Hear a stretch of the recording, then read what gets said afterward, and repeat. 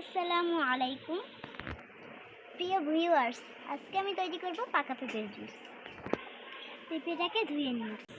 এখন পেঁপেটাকে কেটে নিই।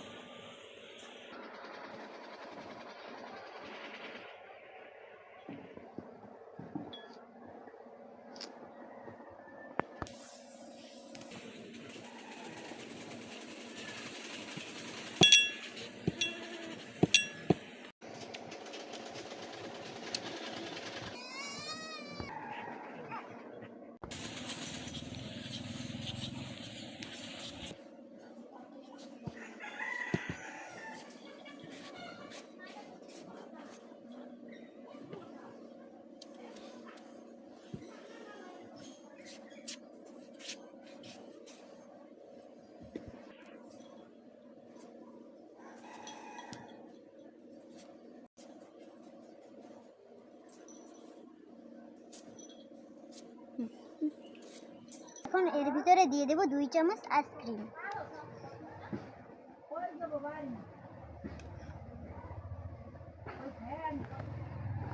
এখন দিয়ে দেব 3 চামচ চিনি।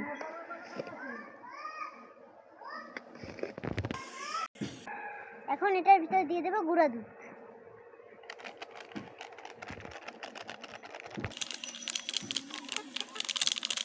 এখন এটার ভিতরে দিয়ে দেব ফ্রিজে রাখা ঠান্ডা পানি।